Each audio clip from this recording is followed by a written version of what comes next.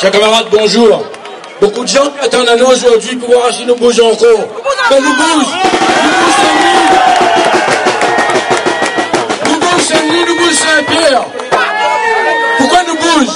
Si nous voulons avancer dans la négociation, il faut augmenter, accroître la mobilisation partout, tout le temps.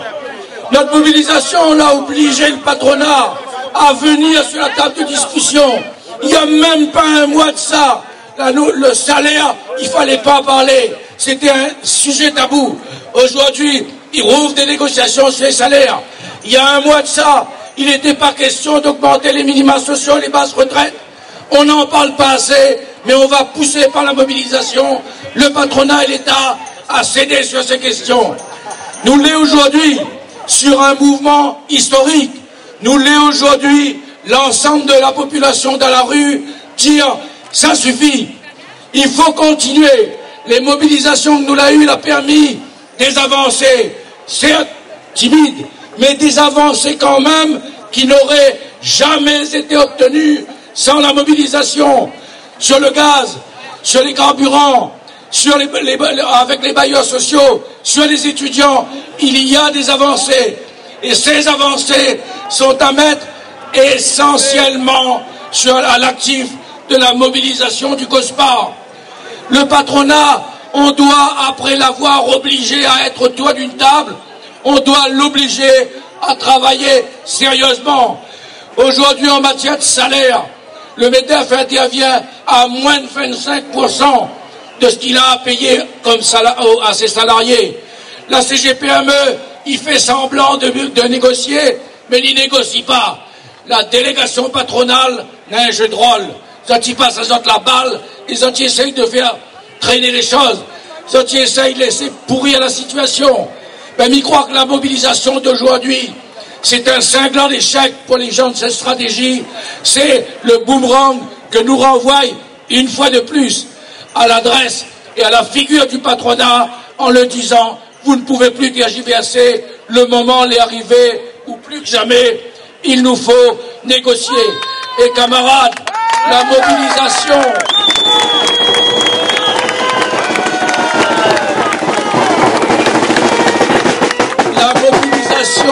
c'est la clé de la réussite.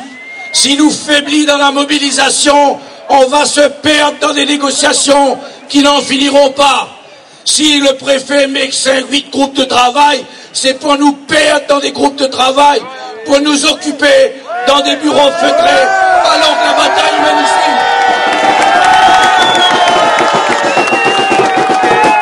La bataille doit continuer dans toutes les entreprises, dans les quartiers, partout. Dès cet après-midi, il faut continuer nos opérations coup de poing. Et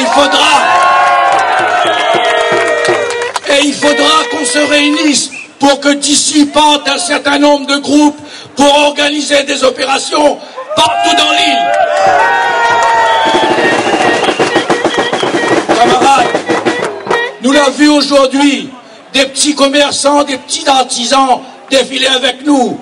Mais ils croient que notre bataille, c'est une bataille pour une autre répartition des richesses et non effectivement des petits commerçants, des artisans, que les saignés par les grosses entreprises, que les saignés par la grande distribution, que les saignés par les importateurs.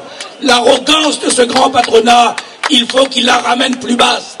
Il nous faut donc, camarades, de façon très claire, amplifier partout les luttes, accroître le niveau de mobilisation partout. Et je dis, je le répète, avant de se quitter, il faut qu'il y ait des groupes qui partent d'ici pour aller sur des opérations coup de poing, sur des cibles bien déterminées, non pas pour casser, non pas pour briser, parce que ça, c'est la population, l'adhésion de la population, elle est à ce prix.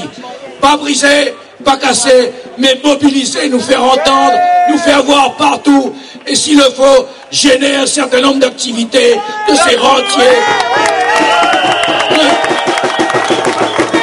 De ces rentiers qui n'arrêtent pas de saigner à blanc les populations défavorisées à La Réunion.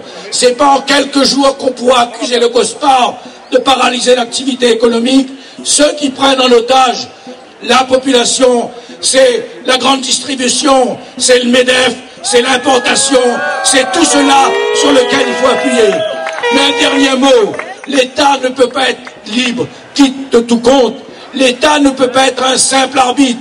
Sur la question des minima sociaux, il a sa responsabilité assumée. Sur la question salaire, par la fixation des SMIC, par l'application des conventions collectives nationales, il a son rôle à jouer. L'État ne peut pas être Ponce Pilate et simplement s'amuser à regarder les partenaires sociaux négocier.